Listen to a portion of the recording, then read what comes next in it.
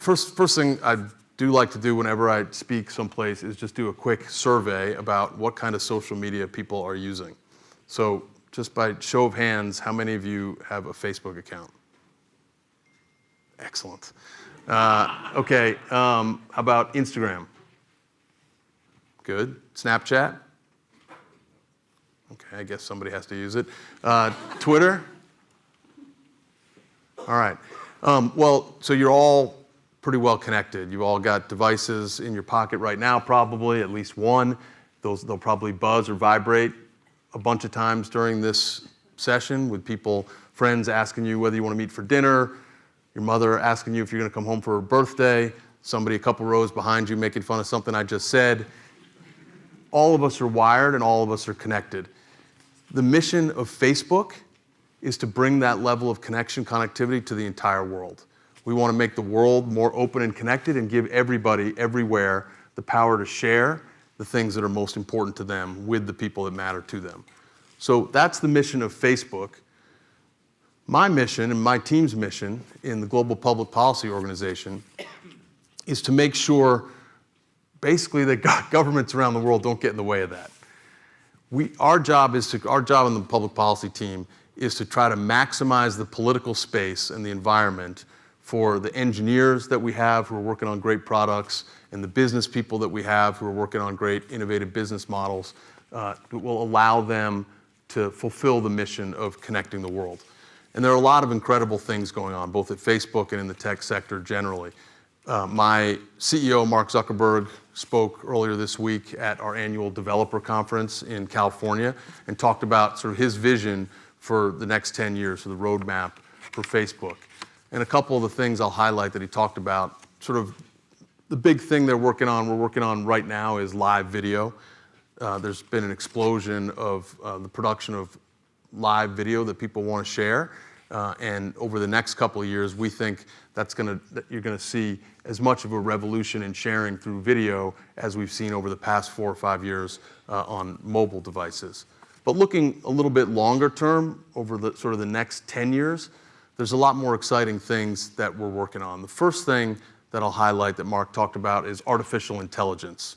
So the ability of computers to improve their perception and help us understand the world around us and the things that we see and do. So artificial intelligence helps make your news feed more relevant to you by understanding the things that you want to see. That same technology is what's going to allow driverless cars to hit the roads in a couple of years. So artificial intelligence is going to change a lot of the way we live our lives and the things that we use to help us live our lives. The second one that I'll mention is virtual reality. A company that we own, Oculus, just launched last month, just shipped the first virtual reality product that people can use in their own living rooms. And if you haven't seen it yet, as soon as you do, I promise you it's going to blow your mind. And that's the virtual reality and augmented reality, the ability to change and augment images that you see and experiences that you're having by adding some digital content to it as well. Those things are going to be, I think, the next revolutionary platform, computing platform, like mobile has been. And then the last thing that we're focused on is, I talked about how everybody in this room is connected when you all raise your hands. That's not the case for most of the world. Only about 40% of the people around the world today have access to an internet connection or have an internet connection. Our mission is to make the world connected. And that means we're going to have to figure out how to get the next 4 billion people all around the world who aren't currently online experiencing the benefits of the internet in the ways that we all take for granted today. So those are sort of the things we're trying to do technologically, the things we see on the horizon. I'll talk for a couple minutes about some of the public policy issues that I see on the horizon or that are already manifesting themselves today when you have companies like Facebook that have these networks that have, in our case, 1.6 billion people using them all across the world in almost every country on the planet. One of the things that I've started to notice, or that we've started to notice, is that there's a tension between this global community, the creation of this global community that's borderless, and the traditional ways in which people are used to being governed or used to governing themselves, which is by states, by borders. Let me give you a couple of examples of where that manifests itself. Think about free expression. In the United States, we take free expression and free speech pretty much for granted. It's right there in the First Amendment, the very first one.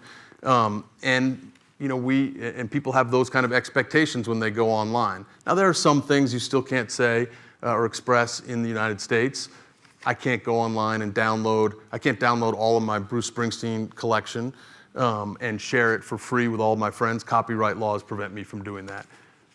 But for the most part, our speech is pretty free. That's not the case in lots of different countries around the world, in lots of countries in which our 1.6 billion users live. And that's true in countries you would think of as democratic and countries you would think of as less democratic. In Thailand, for instance, it's illegal to criticize the king. In Germany, for understandable historical reasons, it's against the law Holocaust denial is against the law. So one of the questions we're faced with is how do you govern the expression of 1.6 billion people around the world and still respect the laws of the individual countries in which you operate? And one approach could be, we're a company in California, we're just going to do what we want to do consistent with US law, and everybody else will have to deal with it. But it doesn't really work that way. Because if you think about it, not only do we have 1.6 billion people around the world, we've got employees around the world. We've got employees who are sales representatives who are selling advertising in 50 or 70 countries around the world. And if we were to flout the law, or if a country, one of those sovereign states, thought that we were not complying with its law, they might go and arrest some of our employees. Or they might just decide to block Facebook entirely if we didn't comply with their laws respecting respecting speech. And if that happens, then we're not fulfilling our mission because we're now not connecting the millions of people in some individual country if the government there has blocked Facebook for failing to comply with the law. So we've got to figure out how to honor our values of free expression while also respecting the sovereignty of the 180-something countries in which we operate. So how do we do it?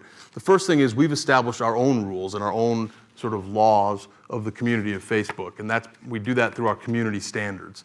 So we have a bias towards free expression, and we want people to come onto our site and express themselves freely, but we also recognize that they won't come on our site and express themselves freely if they don't feel safe or secure. So we have a bunch of rules about what you can't put on Facebook. You can't bully somebody on Facebook. You can't share pornography on Facebook. You can't share terrorist content on Facebook. So there's a bunch of stuff that we say doesn't have a place on Facebook. But we get demands all the time from countries who say, well, I understand that piece of content doesn't violate your community standards, Facebook, but it violates our laws, and so we want you to take it down. One pretty sympathetic instance of that happened after the terrorist attacks in Paris at the end of 2015. After the attacks, a bunch of people started posting pictures from inside the Bataclan concert hall where so many of the victims lost their lives. Now, they weren't overly gory. I mean, they were disturbing, but they weren't overly gory. So they didn't violate our community standards, which allow pictures of violence if it's shared to condemn the violence or to raise awareness about violence, and prohibited if it's put on to celebrate violence. So we wouldn't let somebody post the picture and say, look at this great terrorist attack. But we do allow, because we think it's newsworthy and important to the discussion and the debate taking place in the world, people to put it up to condemn it or to raise awareness. But in France, any representation of a terrorist attack is illegal. And so we got requests from the French government to take those pictures down. Well, the way Facebook navigates all of these different requests is when a country comes to us, a government comes to us and says that something's illegal, the first thing we do is we kind of make them prove it. So we say, show us the law and show us an order from a lawful authority. And then when they do that, we tend to engage in a little bit of back and forth, in part to make sure that they're serious about this, that this is a law they really do intend to enforce. But if they do, if it's illegal in their country and they've got a lawful order and we deem it necessary to comply because they're serious, we will take that content down, but only in that country. So we don't let restrictions in one country determine what can be seen by all the other 1.6 billion people who are on Facebook. This is a back and forth that takes place every day. When you think about 1.6 billion people and the hundreds of millions of posts that they generate every day, and it's a very delicate balance. And we want to make sure that we're pushing our values of expression and sharing forward, but we also know that we need to respect those sovereign laws if we're going to be able to continue to offer our service around the world and connect people and accomplish our mission. So that's the first area where you see this tension between the global communities that are being created by companies like Facebook and sort of historical notions of sovereignty. And it's an area where I think it's going to get tougher and tougher over time. You're seeing countries exercise greater and greater authority over what happens online within their own borders. And I think this is a tension that you guys are going to continue to experience once you get out in the world and you're working on these kind of issues. The second area I want to highlight where you see this tension manifest itself between the global community of Facebook and the interests of the state have to do with security and access to data. You're all generating lots of data. You're generating data on your phones, you're generating data in your chats and your messages and your posts. Pretty soon, with all of your consumer electronic devices in the home, you're going to be generating data about how often you open the fridge, probably what you get out of it, what you watch on television, what you set your thermostat to, where you drive your car, all more and more data. And increasingly, we're going to have issues that the governments and people, society, are going to have to decide about how much access the government can have to that data and under what circumstances. I've been at Facebook for about 5 years. This really started to come get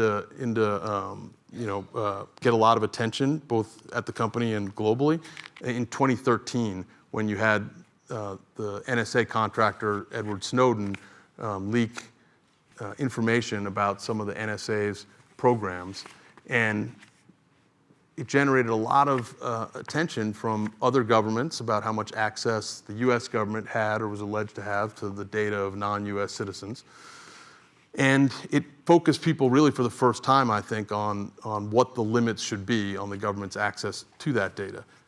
But it got more complicated because fast forward a year from 2013 to August 2014, and you had the first videos posted online of ISIS terrorists beheading Western victims in the Middle East.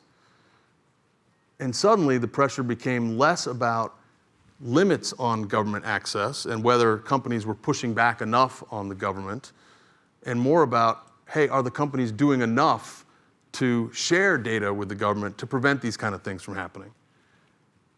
And that's an example of the tension I think we're going to be living with, the tension between privacy and security for a long time.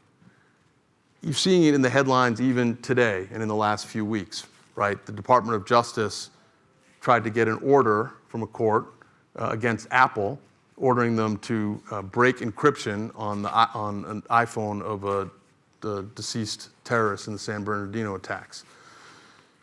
You see it in governments around the world, many in Europe. There's some proposals in Congress here in the United States requiring companies like ours and Apple and others to have technology to break encryption when the government wants access to data for a criminal investigation or a terrorist investigation or the like. One of the companies we own, WhatsApp, which is used by 1 billion people around the world, fewer in the United States, much more prevalent used overseas, announced that it had completed what's called end-to-end encryption on its messaging service, which means that only the sender of the message and the recipient of the message could ever see the content of that message. Cyber criminals couldn't see it, hackers couldn't see it, the government couldn't get access to it if they wanted it or needed it, and neither can WhatsApp. And there's a tension here. People demand security in all of this data that they're generating and that they're sharing. They read all the time about hackers and cyber criminals breaking into systems and stealing identities and things like that, and they want their data secure and protected. And we and others in the technology industry feel the obligation to provide that. On the other hand, we know that law enforcement has a very important and critical role to play in protecting us and keeping us safe.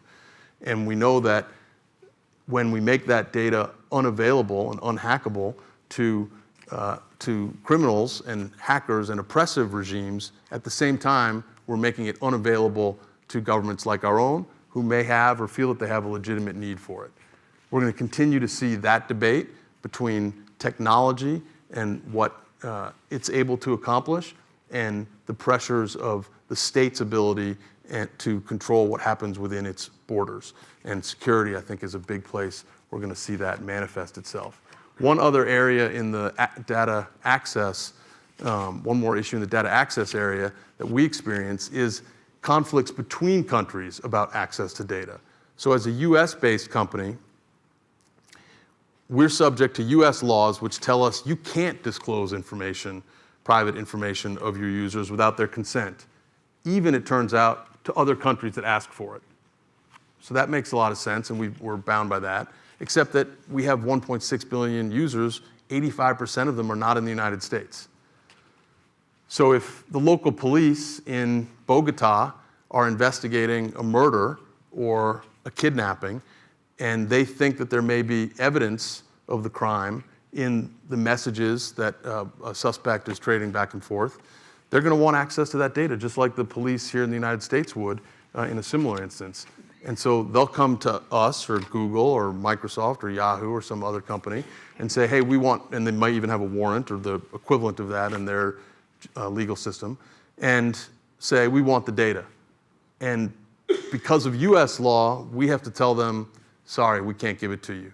If you want it, though, you can go ask the Department of Justice in Washington and fill out a bunch of forms, and maybe 10 months from now, you'll get an answer back as to whether they're willing to pursue a warrant to get that information from us.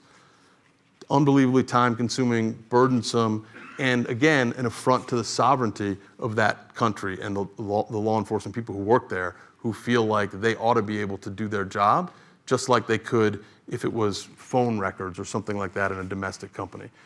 So these are the kind of issues that we wrestle with as a company and that my team in the public policy world wrestles with all the time, trying to navigate these tensions between technology and the sovereignty of the state.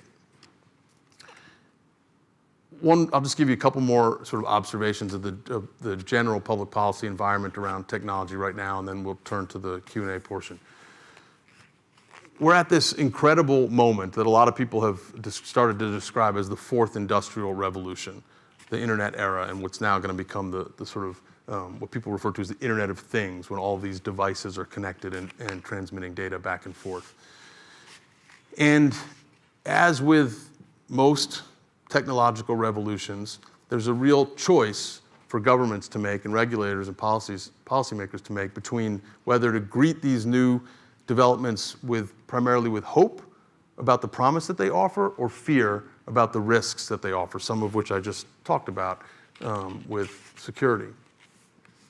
The hope that we see every day at Facebook has to do with things like providing voice to individuals for the first time really in history. It used to be if you had a message you wanted to get out or if you had a revolution you wanted to lead, you had to have access, you had to have power, or you had to have money. You had to own the newspaper, own the television station, or be somebody really famous or rich and control the medium. Now that's not the case. Now all you have to have is the smartphone in your pocket and an internet connection, and you can make your voice heard. The technology also has the power to make invisible victims in society visible in a way that wasn't possible before. Last year, when 2-year-old Aylan Kurdi, a Syrian refugee's body washed up on the shore, that photo was shared over 1 million times on Facebook and other social media as well, and it changed the way Europe reacted to the refugee crisis on its borders. That wasn't possible before social media. And it also creates new opportunities, new economic opportunities and jobs. The App Store didn't exist 8 years ago. Now it generates $10 billion of economic revenues a year and something like 500,000 jobs for app developers. So that's the hope side of the ledger. The fear side of the ledger has to do with things like the intrusiveness of the technology, of people worrying about civil liberties and access to data that I talked about. And they worry about jobs, and they worry about economic growth. They worry about whether the artificial intelligence I talked about at the beginning is going to do more to create jobs, or is it going to do more to displace people from the jobs they have today. And that's the tension that exists and the choice that regulators have to make. At the turn of the last century, when the car was invented, policymakers in the UK had a similar choice to make between the hope of this new transformational transportation technology or fear for what it might do to pedestrians or carriages and horses that were on the streets. So they acted, as policymakers do, with good intentions, and they passed a law that said you had to have two people to operate this new technology, the automobile. One person to drive the car, and a second person to walk 10 steps in front of the car with a red flag, alerting pedestrians and people in carriages of the danger that was coming their way. That's the model we need to avoid as policymakers look at the technological opportunities that exist today. And my job and my team's job at Facebook is to try to help them understand what the opportunities are and shape their regulatory approach so that we can avoid the harms that we worry about without stifling the innovation that's going to bring so much opportunity.